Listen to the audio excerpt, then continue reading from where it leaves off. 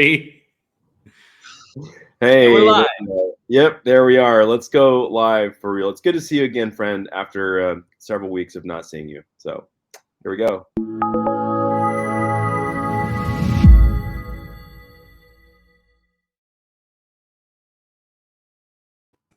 Hey, welcome And everyone. we're back. We are. Welcome You're back. everyone to the Real Investing Show. I am back and you are back. I am Stephen Earp, and this is my trusty colleague, the great Taylor Davis. And this is episode 13 of the Real Investing Show. We're both in different environments now. And yeah, so thanks everyone for jumping on and supporting our show. I am, yeah, I'm just really excited to be back working in real estate. And Where are you back from? I'm back from the great region of West Africa. So I was 2 weeks in West Africa. So yeah, a really different environment, bro. So Yes. So tell me about it. have you been to Africa? No. Okay. So yeah, so I mean most of our viewers know, well, I don't know, it depends when you're watching this, but I've been involved in missions and ministry for a really long time. And so I work with um, with Christians all over the world, and in some places where it's not legal or there's social pressure, you can't have open churches. A lot of them will be underground and things like that, and so kind of clandestine areas. And so we work with nonprofits and indigenous, like disciple making and church planting organizations, with how to use social media to in their ministries, basically, and how to identify spiritual seekers and how to meet them face to face and when to know when it's safe to meet them face to face and things like that. So so I do a lot of traveling with that, actually. So a lot of time I travel quite a bit, and so yeah. So yeah, I know because you were in Libya earlier this year. Was that? I was in Oman earlier in this year, and I was in Nigeria earlier, and then last fall I was in Sweden um, and the Netherlands and Norway, and so I mean, I yeah, went to Cancun, Mexico. yeah. I was in Playa del Carmen earlier. You know, got married this summer, so I don't know if we talked about that, but yeah. So I had the honeymoon in Playa del Carmen, but yeah, I love the travel scene, man, Yeah. and it opens your eyes to so many things. Um, and I don't know, it just to me, traveling helps you to kind of understand the world better. Just Yeah. different people, how people think, why they think what they think. And so yeah, I love it so much though. And So how did going to West Africa, or maybe just as you've been going, how did that shift your mindset? so interesting question. I actually for one thing, it's got more of a sense of urgency for me in my work. And here's why. Because in terms of my real estate work, Okay. because like we you have if you live in the US, you have a huge opportunity to create wealth without the risks. So like there's always a risk. I mean, there's the risk and reward. And so like when you're in developing countries, if something's developing, there's the opportunity for massive growth if you get in the right industry. But there's also like some of these countries are so unstable that you could lose everything in an instant if the Yeah. wrong group gets in power, or if they have a civil war, or if there's a coup.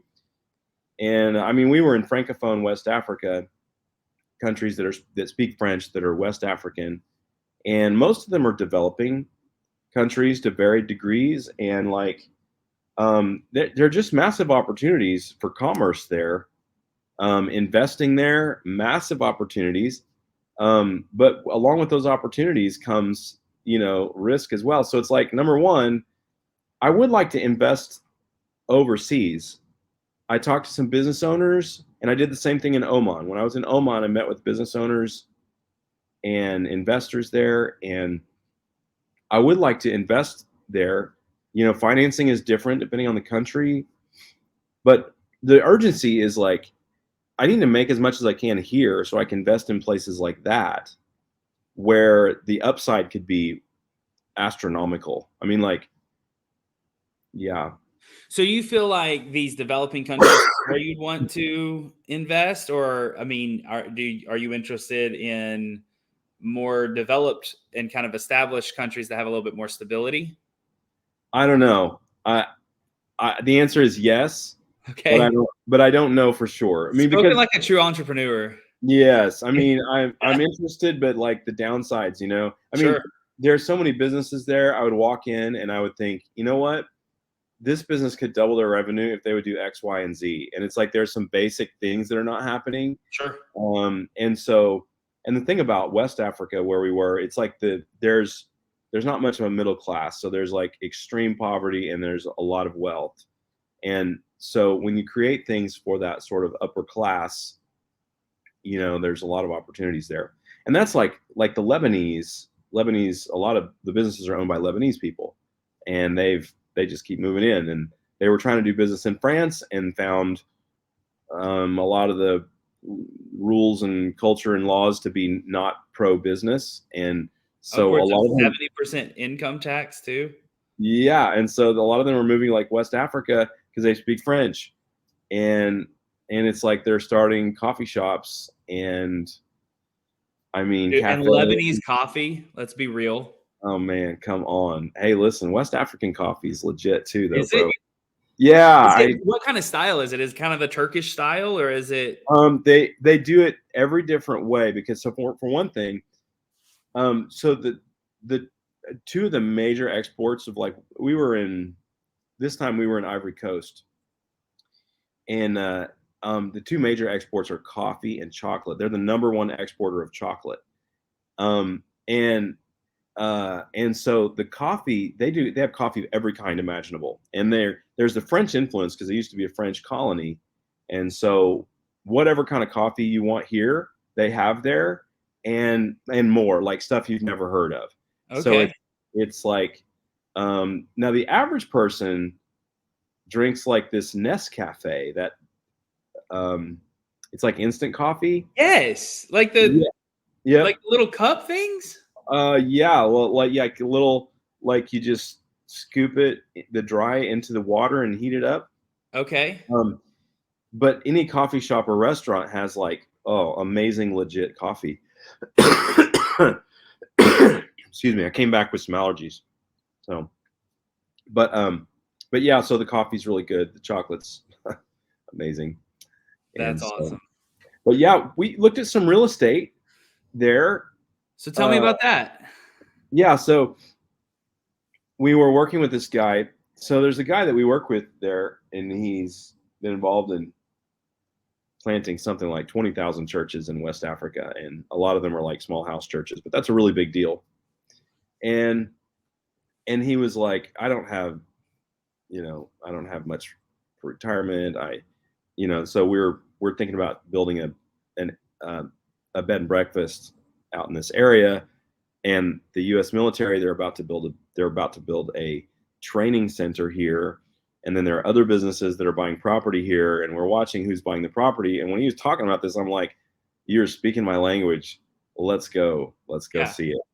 And so we drove out there. It's between like the ocean and a huge, beautiful lagoon, and like nobody's out there. And so there's a few random houses literally in what looks like a jungle. Like to me, I would call it a jungle. I don't know what defines a jungle, but it's a It's fit. forest. Yeah, I mean it's you're not knocking it down with machetes, okay? And Okay. and driving on dirt roads, way out there, and seeing a house that was built, and like I don't know, man. Imagine like a 3,000 square foot house that's really nice, and you're into it with the land and the construction for like 75 grand or something like that. I mean, crazy. Like, That's so cheap. yeah, like blocks away from the ocean. I mean, like it's not waterfront, but it's like right there. And so Wow. um so yeah, I mean you talk about buying lots for 5 grand that, half acre lot or something. And just wow.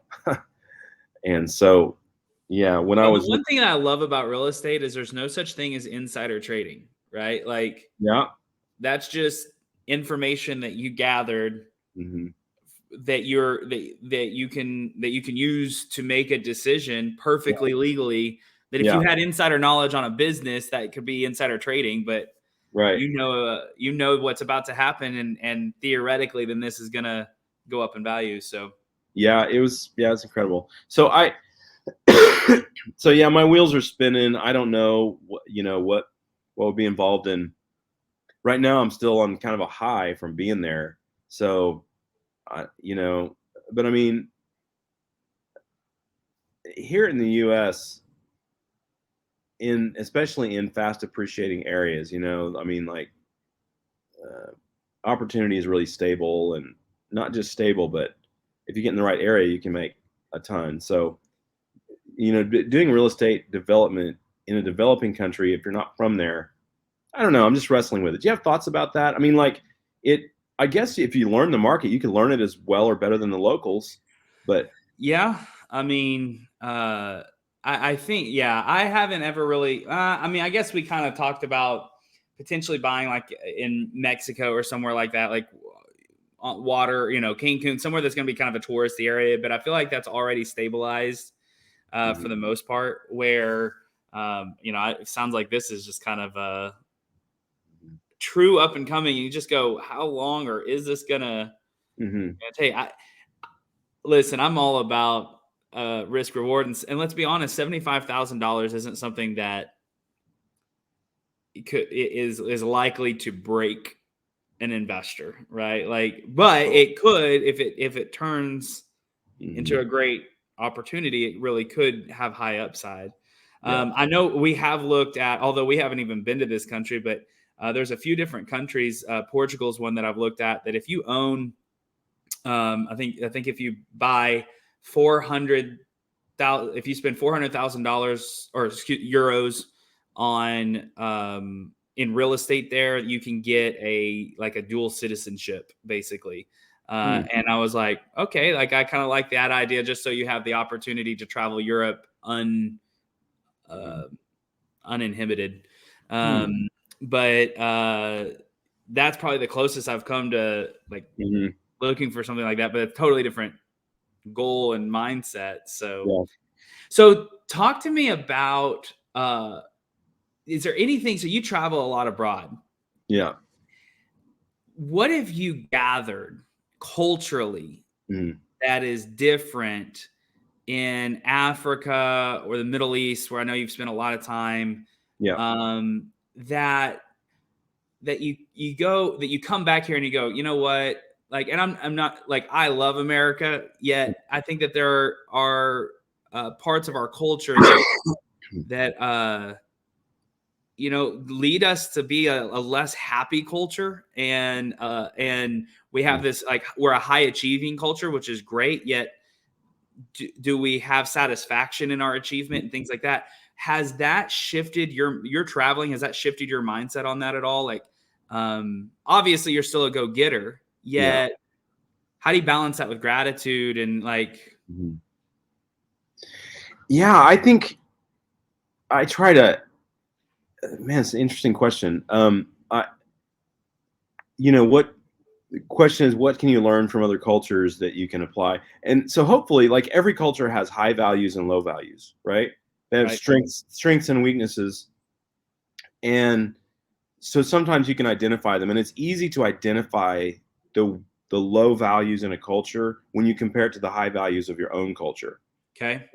So, and the reverse of that this um, is true also. So, for example, a lot of people when they travel abroad, especially if you go into like more impoverished areas, or if you're doing humanitarian work or mission work, you come back and you also have sort of this guilt, like, oh, I have all this food in my house and we waste it, and people could, you know, um, but um, but it's just too easy to judge your own culture like by the strengths of another culture and judge your own culture as bad, Sure. right? And I think that's, and then so you judge your weaknesses by someone else's strengths, and or vice versa, yeah. right? I So, mean, yeah. So some of the things that I see, number one, contentment is a big deal globally. The places that we see that are the most content are the less westernized.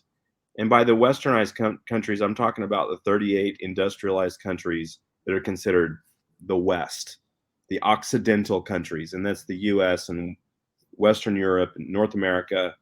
And like, there's more depression, there's more suicide, there's more all kinds of things. And in much of the world where there's lots of poverty, it's like you've got kids playing in the street with rags for a soccer ball.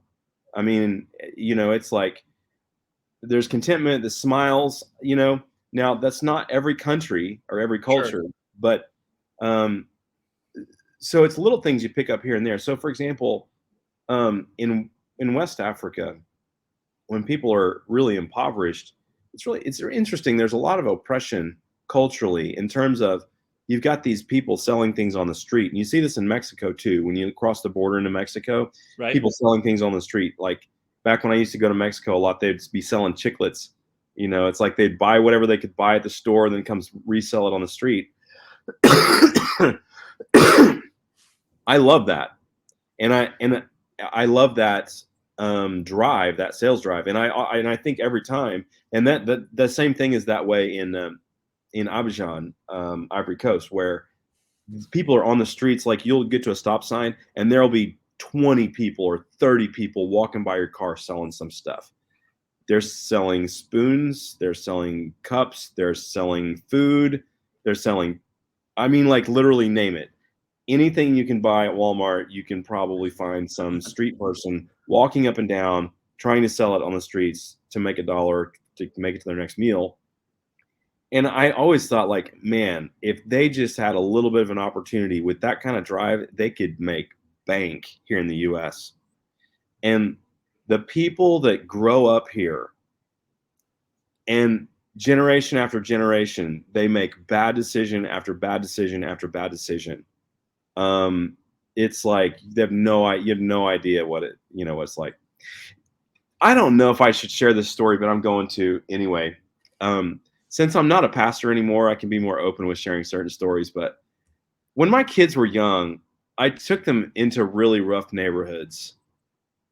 And you tell me what you think of this, and be honest, you and whoever's watching this. I took my kids into really rough neighborhoods, and I was like, if you make bad decisions, and if you don't handle your money well, and if you let yourself get addicted to something, and if you don't work hard in your job, you're going to end up living in a neighborhood just like this. And then I would drive them to super nice neighborhoods and like find a way to sneak in past the gates. And I would say, if you make really good decisions in this country where you were just, without even deserving it, you were born here and you have plenty of opportunity. You live in a place where there's plenty of opportunity for education, plenty of opportunity for commerce, plenty of opportunity for income. And like, if you make good decisions and work hard, all you have to do to be in the top 3% of workers at any job is just show up on time and don't leave early and work the whole time. If you just do that, you'll be in the top 3% of people at any job you work at. And if you just keep doing that, you'll get opportunity after opportunity after opportunity. And you can live in a neighborhood like this if you make good decisions with your life. If you make bad decisions, you're going to live in a neighborhood like that one down there. And so I don't know if that was, what do you think about that, Taylor? That's what I did with all of my kids growing up. I actually like it because, okay, what are you teaching? The Mhm. lesson that you're trying to instill, Mhm. personal responsibility, Right. right? I mean, that's really what you're trying to instill into your children with that move, and that there are consequences to actions. Yeah. And so, I mean, listen, you probably drove through my neighborhood, like, so when you took them there. So the neighborhood that I grew up in that. Although I grew up with parents that didn't have that And mindset, you grew up in what? absolute poverty. Okay. Like my parents lost their $30,000 house to foreclosure when I was 17 years old.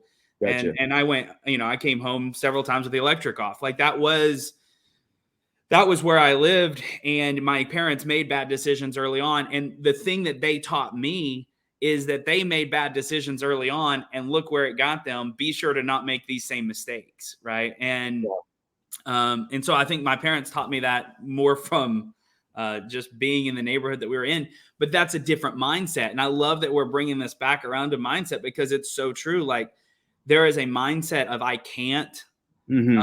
I was born this way. I can't get out of this, that sort of thing. And you know what? You're 100% right when you think that. Like, I love the Henry Ford quote. It might be my favorite quote. Yeah. Whether you think you can or you think you can, you're right. Yeah. Yeah. And that is 100% true. If you've got the mindset that you can do something, I guarantee you can do it.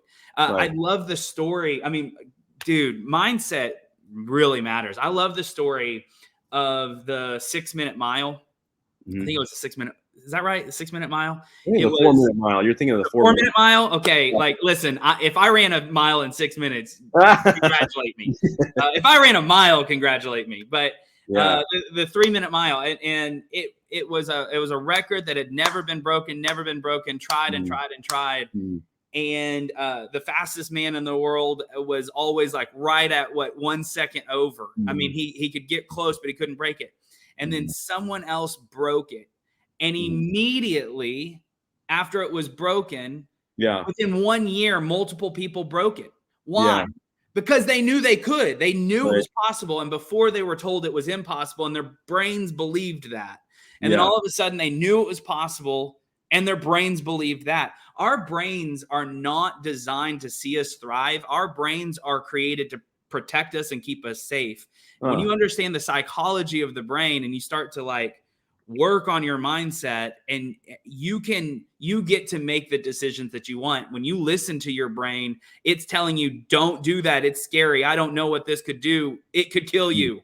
Right. And so I just think that mindset of like personal responsibility, dude, I think your kids turned out fine. So I'd say let's judge it off the results. Right. Yeah.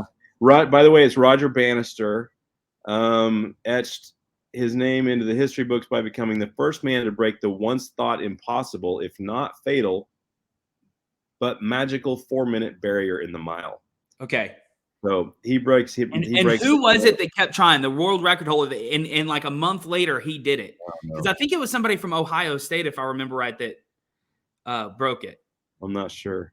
Anyhow, I just find that to be such a fascinating thought. Yeah. That when every expert knew this wasn't possible until it was, and then everyone started breaking it, or multiple people broke it. It wasn't just like one person did this.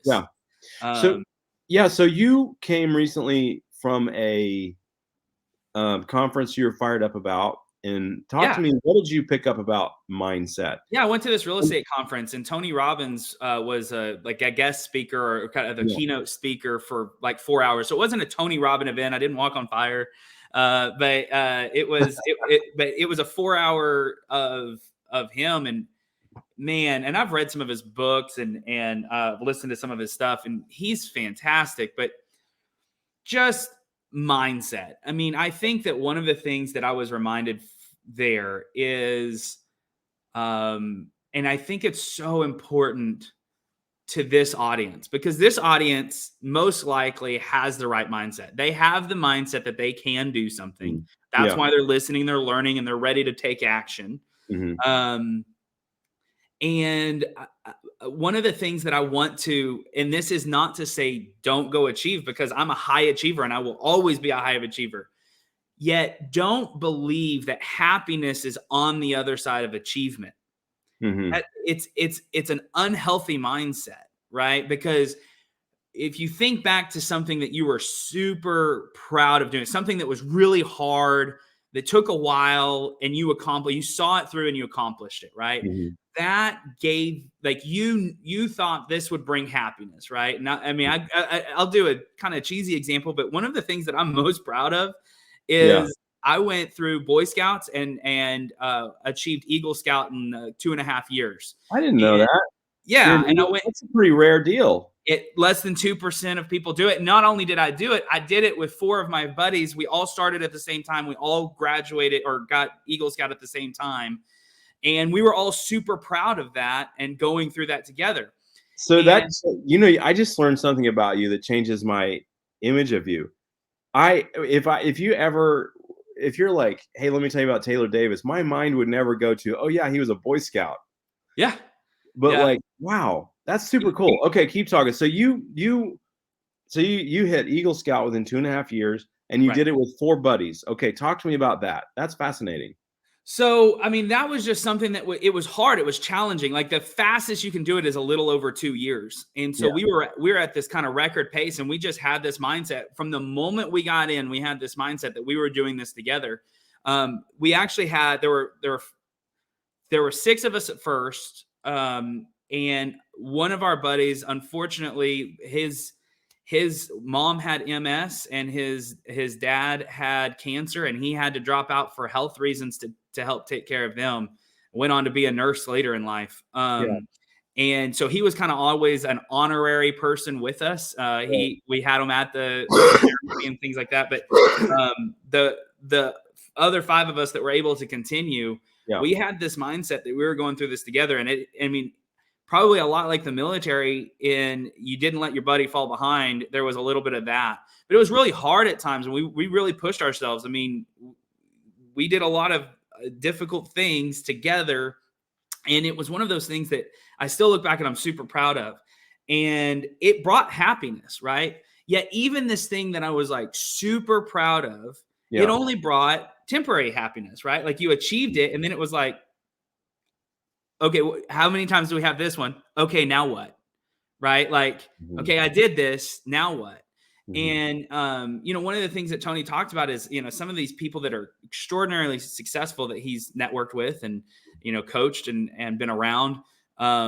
He gave this example of, sometimes accomplishing your goal can actually be the thing that leads you to depression, because if all of your happiness or your thought process was that this thing is going to bring me happiness. And he gave an example of, somebody who sold his business for $1 billion. And it's like, this should have brought crazy happiness. And then like 3 weeks later, he's like, I'm on a beach and I don't know what to do with my life. Right. Like, and I think that sometimes we get caught in this trap of happiness is on the other side of achievement. And the truth is, happiness is tied directly to gratefulness. You being grateful. Now, there's a difference in being complacent and being grateful. You can be a high achiever and a high earner and a pusher and a driver and still be grateful along the way. And I think that going, to your point, there's kids playing soccer with you said rags that are happy. Right. And that goes really against this mindset that we have that you have to have in order to be happy. And I think that's a trap that we fall into. And just you can find joy through being grateful and just taking a moment to be grateful for everything that you have. I came back from that event, and I had like a very, very hard Tuesday, like the worst Tuesday of my business life. Between exit conversations with employees, 2 employees that I had to have exit conversations with, to a neighbor that is not being very helpful in a parking situation and calling the cops on us. And even though it's public parking, and then we had to deal with that. And there's just like threatening of a lawsuit. I mean, just all like, it was a day, right? Yeah. And all in one day, and had a big deal almost fall apart that I barely kept together. Like, it was just one of those days that like, oh my gosh, this just all happened in an 8-hour period. I don't know how this happened. And yet at the end of the day, it was about 7:00 that night. And I allowed myself to be upset for a couple hours. Like, I mean, I came home and I was like, babe, I gotta have a drink. And I poured myself a whiskey, and I don't really drink alone. I'm not that guy. And I was just like, I have to have a little nightcap here. But I had one, and about 2 hours later, it was about 7:00 at night. I was just like, you know what? I get to have control of my mindset. And the truth is, I'm really grateful that these are the problems that I'm dealing with. Right? There are a lot of people that have problems Everyone has problems. I am so grateful that these are the problems I get to deal with. I'm not worried about is my family safe tonight? Are we going to be kicked out on the streets because I don't have a way to pay my rent, or health issues, or son that's suicidal, or I mean these are issues that people have to deal with, and at the end of the day, the truth is these are the issues that I choose and that I'm grateful to have. These problems that I dealt with allowed me to go spend time with my family this weekend, allowed me to spend time with my family in the evenings, like get to enjoy different aspects of life. And so, there's a book, The Subtle Art of Not Giving an F. Yeah. And one of the things he talks about in there is pick your problems. Like you're Mm-hmm. going to have problems. You get to choose what your problems are, but you're going to have problems. Understand that. Mm-hmm. And that mindset of like, these are the problems that I get to have.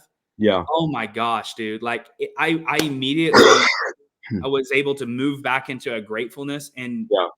it didn't ruin my day, and I was able to move forward. And I just think that, dude, Yeah. like mindset's everything. Do you know, I this made me dive into, this is all really great, man. I enjoying this conversation. I appreciate you sharing. I'm sorry to hear about your rough day. I'm not. It was part of my. It's the problems I get to have. Yeah, So. it reminds me of the book. What is it? The No Good Very Bad Day. I don't remember. There's a kid's book that deals with it. It's like the day gets worse and worse. Something that impacted. I mean, I've always had a positive mindset.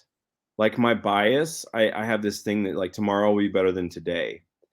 Contentment has been fascinating for me, and maybe this is more for another conversation about contentment, but where thinking about like being hard driving and driven and at the same time being content. It's like deals crash and burn, but I'm content with the journey.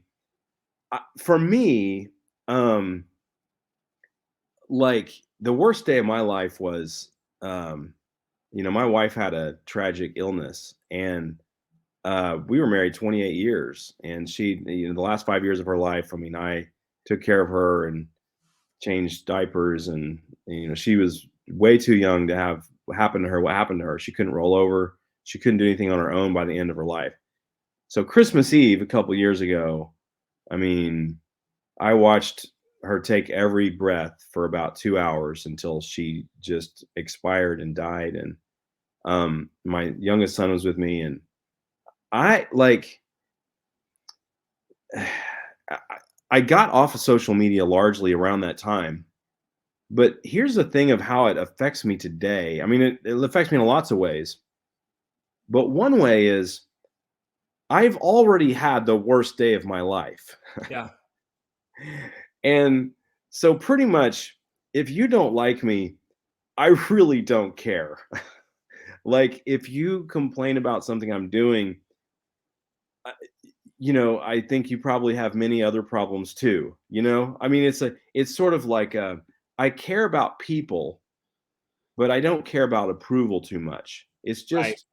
The most important things in life are not the things in life. And so for me, I want to make an impact on as many people as possible. I want to live the kind of life that I was designed to live, that I have purpose within me to live, that's deep inside me. And so, yeah, to me, death is one of the things that gives me the most positive thinking. Another example, I was a pastor for a number of years. And by a number of years, I mean like 28 years. and a few years I did this thing. I was a pastor for close to 28 years. And until I stopped counting, when I was about 15 years in, I had officiated more than 220 funerals. Okay. Wow. This is by the year 2011. And so I still had 11 more years after that of pastoring. And here's one thing I noticed at funerals. I'll tell you something. People don't realize this. At a funeral, the average funeral, even if you have 300 people, 400 people at a funeral, there is no more than like 4 or 5 or 6 people that cry. Like Like it's the family, it's the close family that cries, Right. you know? And so my perspective in these funerals, and by the way, I'm a funeral crier. If you cry, I'm gonna cry with you. But here was my perspective. If there's only gonna be a few people cry at my funeral, then why on earth do I care what they think about me right now? Mm. Do you see what I'm saying? Why Like, would you live your life differently for someone who's why do I who I want to think live my life for the approval of people that don't right. even care enough to cry at my funeral?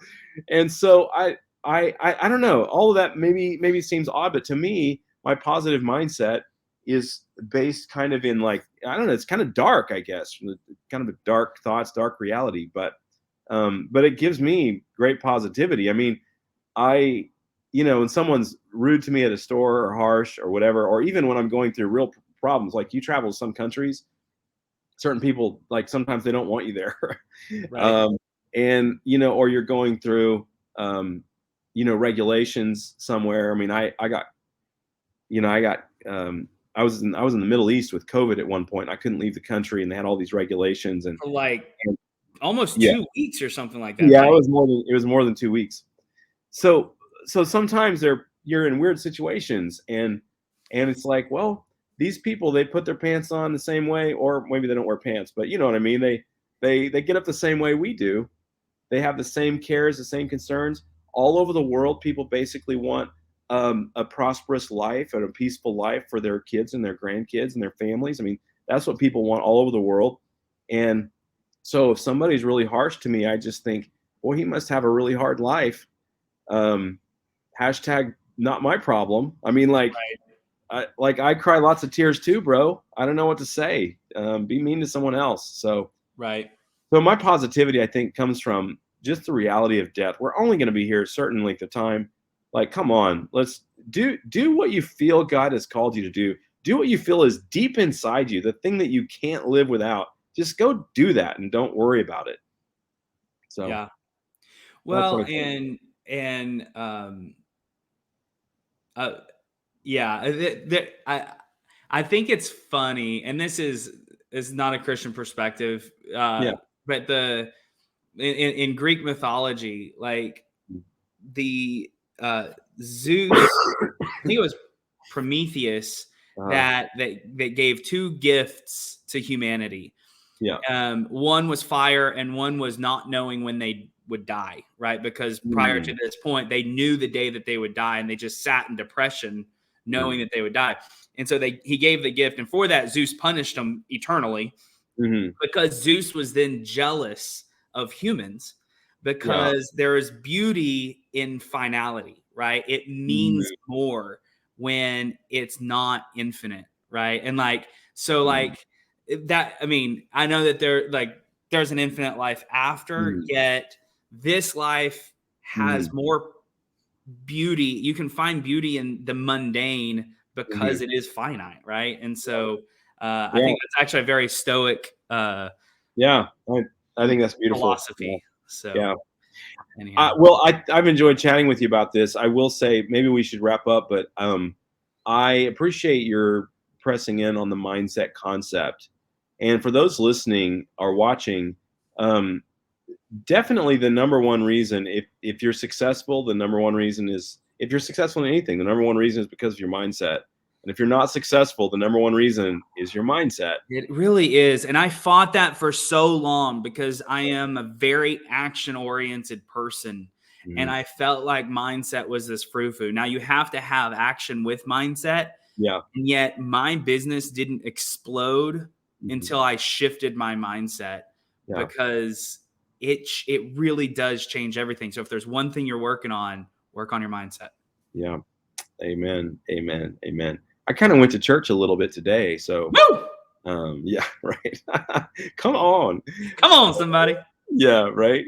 Bro, well, hang in there, guys. We may record another episode today, but thanks so much for watching the Real Investing Show. This has been a great chat about mindset, a little bit different than our normal episode, but keep following us, like, comment, share, and we'll try to keep putting out good comment. Let us know what your questions are about real estate or investing. Thanks a lot.